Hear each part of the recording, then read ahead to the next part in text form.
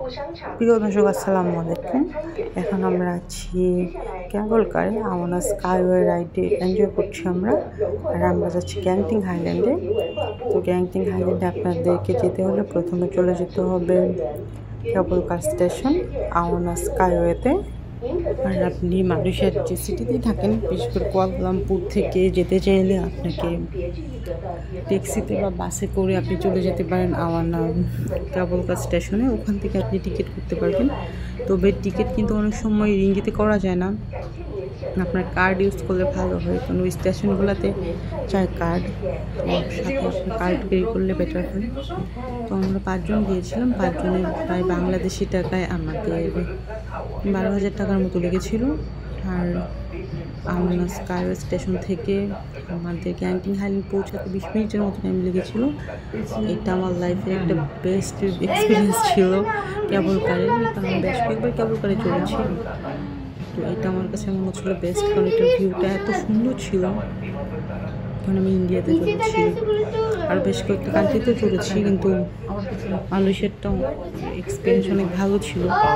সিঙ্গাপুরেও চলেছি, কিন্তু সিঙ্গাপুরে ওয়ার্ল্ড স্টুডিওর যে কেবল কারটা, এটার চাইতে গ্যাংটিং হাইল্যান্ডের কেবল কারের এক্সপিরিয়েন্সটা আমার ভালো ছিল।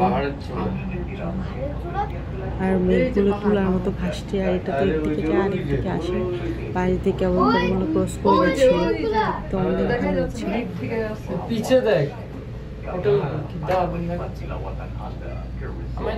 অনেক সুন্দর ভিউ।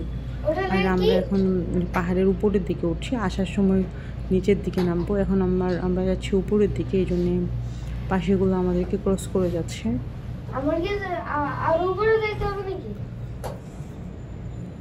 তো চাইলে আপনারা গ্যাংটিং হাইল্যান্ডে হাতে স্টেও করতে পারবেন। এখানে বেশ কিছু ভালো ভালো হোটেলও আছে এখন। আর এটা তো মূলত একটা ক্যাসিনোকে কেন্দ্র করেই গড়ে ওঠা এই হাইল্যান্ডটা। আর এখানে এখন থাকারও সুব্যবস্থা আছে, প্রচুর রেস্টুরেন্ট আছে। আর হোটেলগুলোর প্রাইসও রিজনেবল, আপনি বাংলাদেশি টাকায় 5-7 হাজার টাকার মধ্যে থাকতে পারবেন। আর আপনি যদি আরও বেশি এক্সপেন্সিভ হোটেলে থাকতে চান সেটাও থাকতে পারবেন, আপনি 5-7 এর মধ্যে। এটা হচ্ছে কেবল কার স্টেশন, একটা কিছুক্ষণ পরে স্টেশন থাকবে। একটা কেবল কার স্টেশন, যার যেটা দরকার সে নেমে যায়। তো আমাদের স্টেশন হচ্ছে গ্যাংটিং হাইল্যান্ড।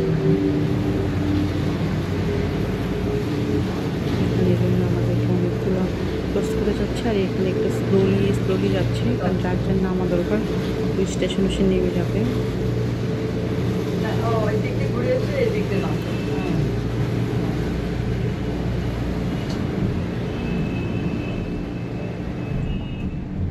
তো স্টেশন শেষ হয়ে গিয়েছে, স্টেশন শেষ হয়ে আবার জার্নি শুরু করে দিয়েছি আমাদের কেবল কার।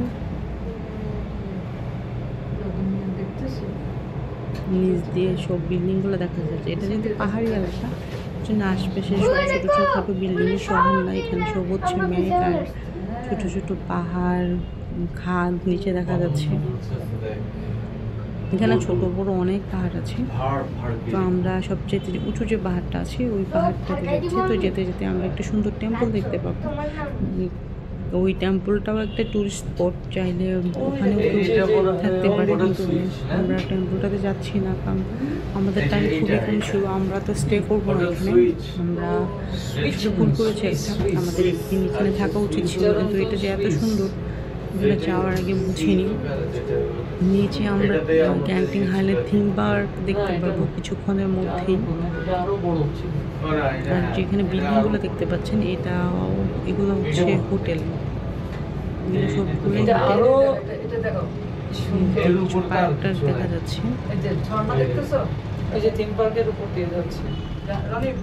দূর থেকে একটু থিম পার্কটা দেখা যাচ্ছে। আমরা এখন থিম পার্কের উপর দিয়ে যাচ্ছি। ইয়েস, ওই যে নিচে যে সার্কেলটা আছে, ওই সার্কেলটার যে হোটেলগুলো ওখানটাতেই আমরা ঘুরবো সবাই। কিন্তু এখন এটার উপর দিয়ে ক্রস করে যাচ্ছি। আমাদেরকে গ্যাংটিং হাইল্যান্ড স্টেশনে নামিয়ে দিলে তারপর আমরা হেঁটে হেঁটে আবার এই সব জায়গাগুলোতে ঘুরবো। এই যে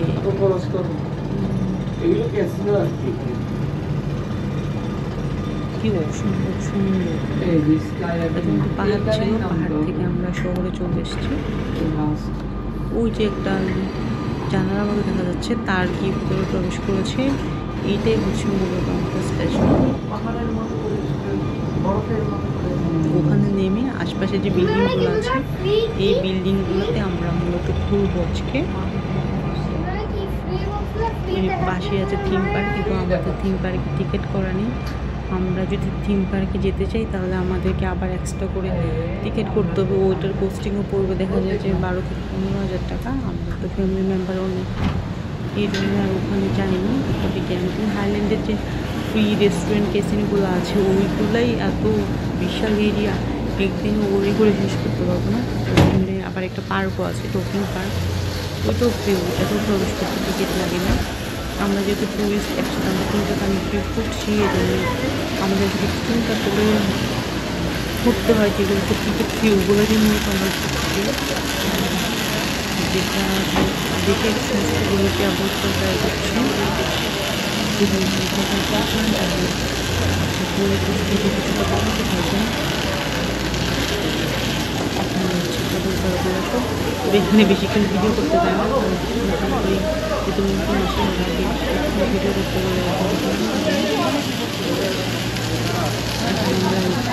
হাঁটতে থাকবো। হেঁটে হেঁটে যেগুলো পোস্ট করে এসেছি ওইগুলোতেই মূলত যাবো। আবার যাওয়ার সময় আবার আমরা এখান থেকে আমাদের জার্নি শুরু করব। এখান থেকে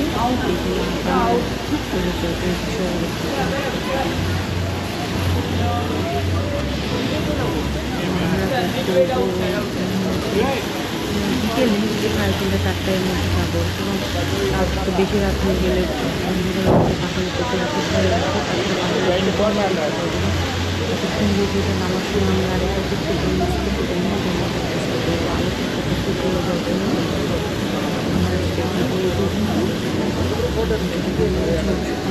জানাবো। আর আমি নেক্সট ভিডিওগুলো দেখতে চাই, যারা অলরেডি সাবস্ক্রাইব করে রেখেছেন তাদেরকে ধন্যবাদ।